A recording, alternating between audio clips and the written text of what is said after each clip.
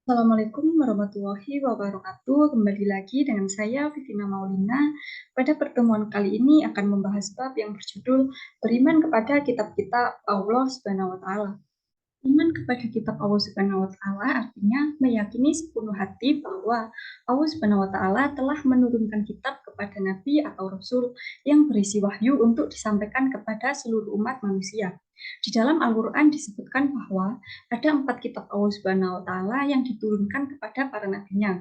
4 kitab tersebut yaitu Taurat diturunkan kepada Nabi Musa alaihissalam, Zabur kepada Nabi Daud alaihissalam, Injil kepada Nabi Isa alaihissalam, dan Al-Quran kepada Nabi Muhammad SAW yang terdapat pada Quran Surat Al-Maidah, Surat kelima, ayat 48 yang artinya, dan kami telah menurunkan kitab Al-Quran kepadamu Muhammad dengan membawa kebenaran yang membenarkan kitab-kitab yang diturunkan sebelumnya dan menjaganya.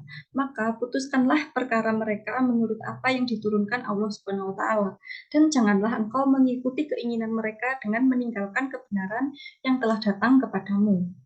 Kitab-kitab yang dimaksud pada ayat di atas adalah kitab yang berisi peraturan, ketentuan, perintah, dan larangan yang dijadikan pedoman bagi umat manusia. Kitab-kitab Allah Subhanahu wa taala tersebut diturunkan pada masa yang berlainan. Semua kitab tersebut berisi ajaran pokok yang sama, yaitu ajaran mengesahkan Allah Subhanahu wa taala atau tauhid. Yang berbeda hanyalah dalam hal syariat yang disesuaikan dengan zaman dan keadaan umat pada waktu itu. Selain kitab-kitab tersebut, Allah Subhanahu wa taala juga menurunkan wahyu kepada para nabinya. Wahyu tersebut berbentuk suhuf, yaitu wahyu Allah Subhanahu wa taala yang berupa lembaran-lembaran yang terpisah. Dalam Al-Qur'an disebutkan adanya suhuf yang dimiliki oleh Nabi Musa alaihissalam dan Nabi Ibrahim alaihissalam terdapat pada Quran surat Al-A'la Surat 87 ayat 18 dan 19 yang artinya, sesungguhnya ini terdapat dalam kitab-kitab yang dahulu, yaitu suhuf-suhuf atau kitab-kitab yang diturunkan kepada Ibrahim dan Musa. Yang pertama yaitu kitab Taurat. Kitab Taurat berasal dari bahasa Ibrani atau Torah atau instruksi. Kitab Taurat adalah salah satu kitab suci yang diwahyukan Allah Subhanahu wa taala kepada Nabi Musa alaihissalam. Kitab Taurat menjadi petunjuk dan bimbingan bagi Bani Israel. Hal tersebut terdapat pada Quran surat Al-Isra surat 17 ayat 2 yang artinya, dan kami berikan kepada Musa kitab Taurat dan kami jadikan petunjuk bagi Bani Israel dengan firman, janganlah kamu mengambil pelindung selain aku. Taurat merupakan salah satu dari 3 komponen Torah, Nab'in, dan Kutuban yang terdapat dalam kitab suci agama Yahudi yang disebut Biblia atau Alkitab. Oleh orang-orang Kristen disebut Old Testament atau Perjanjian Lama. Isi pokok kitab Taurat dikenal dengan 10 hukum atau Ten Commandment atau 10 firman. 10 hukum atau Ten Commandment diterima oleh Nabi Musa alaihissalam di atas Bukit Tursina atau Gunung Sinai. 10 hukum tersebut berisi asas-asas keyakinan atau akidah dan asas-asas kebaktian atau syariah. Yang pertama yaitu tiada Tuhan selain Allah Subhanahu wa taala. Yang kedua, jangan menyembah berhala. Yang ketiga, jangan mempersekutukan Allah Subhanahu wa taala. Yang keempat, sucikan hari Sabtu atau hari Sabat. Yang kelima, hormati kedua orang tuamu.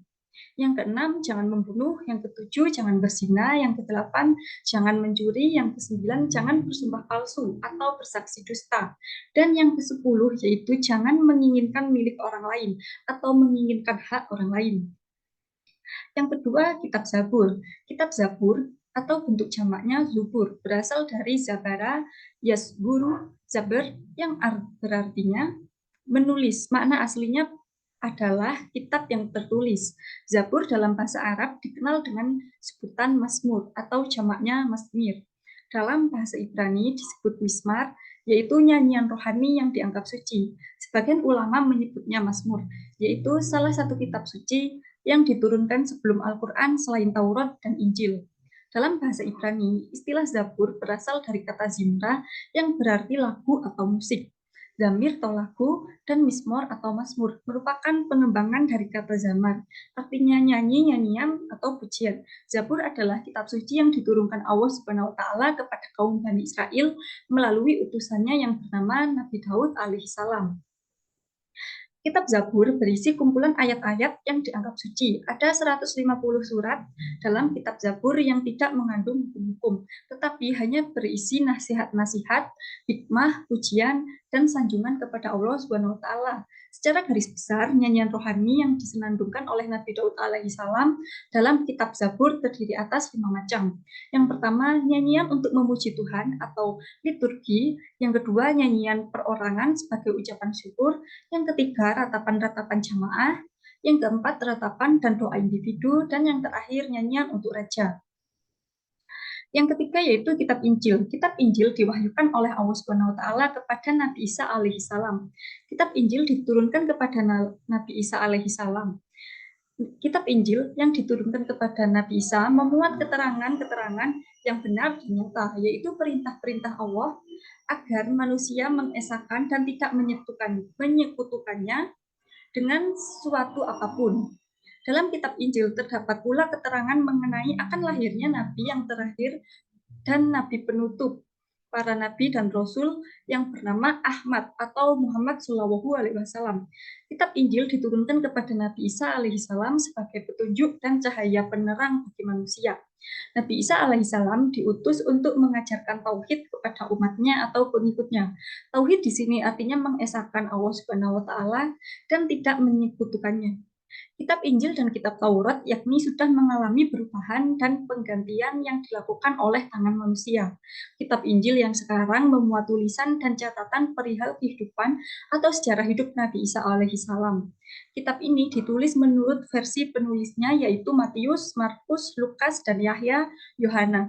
Mereka sebenarnya bukanlah orang-orang yang dekat dengan masa hidup Nabi Isa alaihissalam. Sejarah mencatat sebenarnya masih ada lagi kitab Injil versi Barnaba. Isi dari Injil Barnaba ini sangat berbeda dengan isi 4 kitab Injil yang pada saat ini. Yang terakhir yaitu adanya kitab Al-Quran. Al-Quran merupakan kitab suci yang diturunkan oleh Allah Subhanahu wa taala kepada Nabi Muhammad Shallallahu alaihi wasallam melalui malaikat Jibril. Al-Quran diturunkan tidak sekaligus, melainkan secara berangsur-angsur. Al-Quran diturunkan selama kurang lebih 23 tahun atau tepatnya 22 tahun, 2 bulan, 22 hari. Al-Quran terdiri dari 30 juz, 114 surat, dan 6.236 ayat. 74.437 kalimat, dan 325.345 huruf. Wahyu yang terakhir turun adalah Quran Surat Al-Ma'idah ayat 3. Ayat tersebut turun pada tanggal 9 Dzulhijjah tahun 10 Hijriah di Padang Arafah ketika Nabi Muhammad SAW sedang menunaikan haji wada atau haji perpisahan. Beberapa hari sesudah menerima wahyu tersebut, Nabi Muhammad SAW pun wafat. Adapun intisari Al-Quran yang diwahyukan kepada Nabi Muhammad SAW menghapus bagian syariat yang tertera dalam kitab-kitab terdahulu dan melengkapinya dengan tuntunan yang sesuai dengan perkembangan zaman. Al-Quran merupakan kitab suci terlengkap dan berlaku bagi semua umat manusia sampai akhir zaman. Oleh karena itu, sebagai Muslim, kita tidak perlu meragukannya sama sekali. Sesuai dengan Quran Surat Al-Baqarah, surat kedua ayat 2 yang artinya, kitab Al-Quran ini tidak ada keraguan padanya, petunjuk bagi mereka yang bertakwa. Kita sebagai umat Islam wajib meyakini dan mempercayai semua kitab-kitab Allah Subhanahu wa taala, baik Taurat, Zabur, Injil, dan Al-Qur'an. Keimanan kepada kitab-kitab selain Al-Qur'an dilakukan dengan cara menghormati dan menghargai keyakinan mereka. Tetapi keyakinan terhadap Al-Qur'an bukan hanya sekedar percaya di dalam lisan atau hati saja, tetapi harus diwujudkan dalam perilaku kita sehari-hari. Keselamatan dan ketentraman hidup baik di dalam dunia maupun di akhirat dapat kita raih apabila kita menjadikan Al-Quran sebagai pedoman dalam menjalani hidup sehari-hari. Mari kita mulai saat ini untuk menjadikan Al-Quran sebagai pedoman hidup dengan cara membaca, mempelajari, mengkaji, dan mengamalkan isi kandungannya. Sekian pada pertemuan hari ini. Mohon maaf apabila ada kesalahan. Saya akhiri. Wassalamualaikum warahmatullahi wabarakatuh.